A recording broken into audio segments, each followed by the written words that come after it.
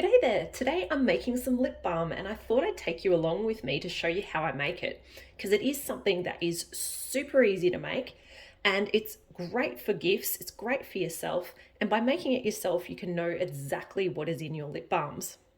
The ingredients are super simple when you make it at home.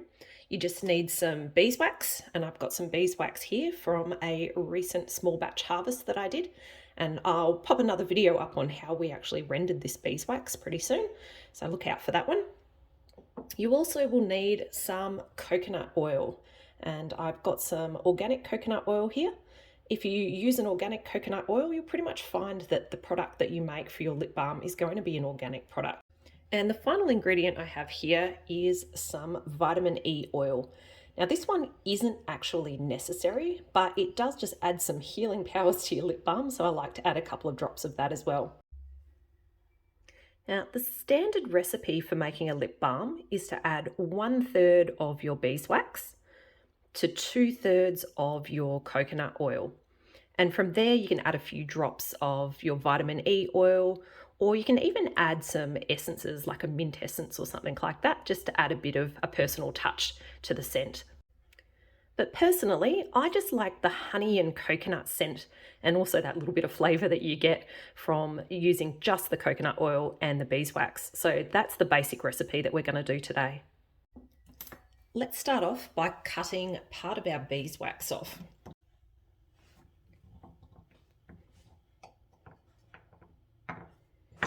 All right, this is the piece we're going to use today.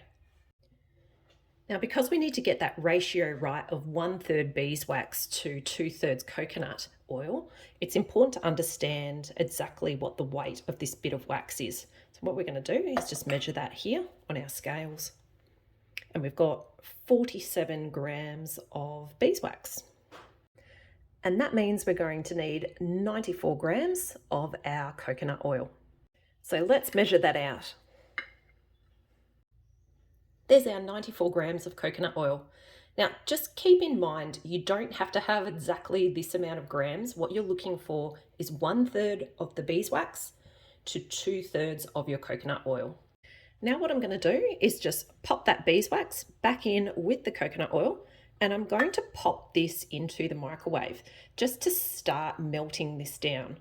Now, some people do this on the stove, others do it in the microwave. If you are doing it in the microwave like I'm going to do today, you do need to be a bit careful about how you do that. But it is a bit of a quick cheats way of doing it. I'm going to start off by popping this in the microwave for 30 seconds.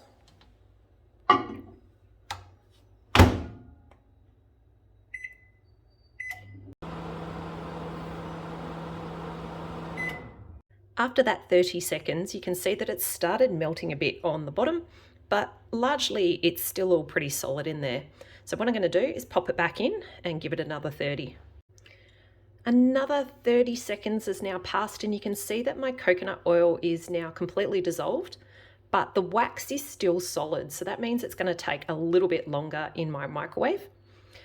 You can probably notice I'm also stirring this with a bit of a skewer, and the reason I do that is so that I don't ruin one of my spoons. If you were to use a spoon for this activity, you're going to end up with wax all over it, and that's why I quite like using these skewers. That was another 30 seconds in the microwave, and you can see now that the wax has started softening, and it's actually started melting around the edges as well. So what I'm going to do is pop it in and just give it another 30 seconds and then another stir. That was another 30 seconds, and you can see again it's now a lot more melted, and I'm just going to give that another stir, and I think that's probably going to take another 30. This is what it looks like after another 30 seconds in the microwave, and as you can see our wax is nearly completely melted. And what I'm going to do is just give that a bit of a stir now rather than popping it back into the microwave, because I don't want to overheat this, I just want to melt the wax. You can see here as I'm continuing to stir that that bit of wax is actually melting down, and that's because the oil in there is nice and hot, so that allows it to melt. And there we go, all melted. Now that that beeswax and the coconut oil is all nicely melted, I'm going to add in a couple of drops of this vitamin E oil.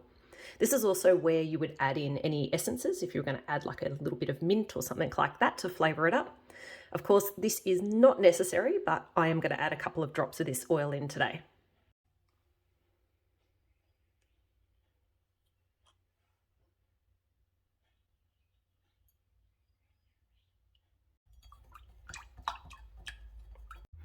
I'm going to put my lip balm in one of these little pots today.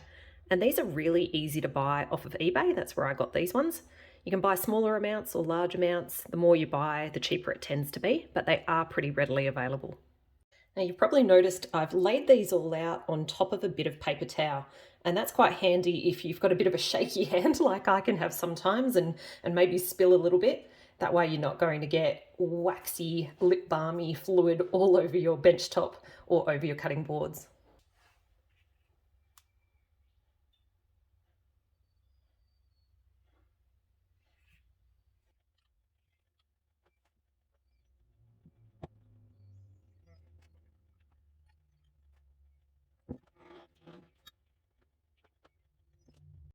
These little lip balm containers are wonderful if you're gifting your lip balm, but sometimes you want to have a bulk amount for your own personal use.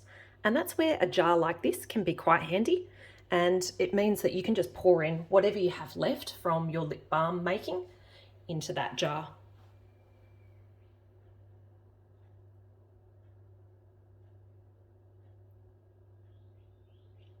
And that way I'm not using up all my little lip balm containers. You can see here that our lip balm is solidifying really quickly and it's looking really good.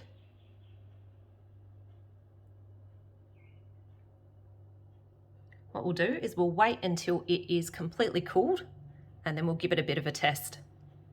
Looks like our lip balm's all set, so let's have a bit of a closer look. There we go, they look absolutely amazing. What I reckon we should do now is have a bit of a check of the texture. As I mentioned, the little ones are for gifts, and I'm also going to take some for swaps at my local swap group. So what I'm going to do is check the texture on this bulk one that I did from personal use. That's perfect. As I'm running my finger over the surface, you can see that it's melting a bit. It's lifting just the perfect amount of lip balm to be able to use on my lips. If you're the sort of person though that prefers a firmer lip balm, you can of course add more beeswax when you make this recipe. And if you like a really loose lip balm that you can actually kind of scoop up little bits of the balm to pop it on your lips, then you would just add a bit more of the coconut oil. But for me, this here is absolutely perfect for the texture that I'm looking for. Hopefully you've enjoyed today's video on how to make lip balm.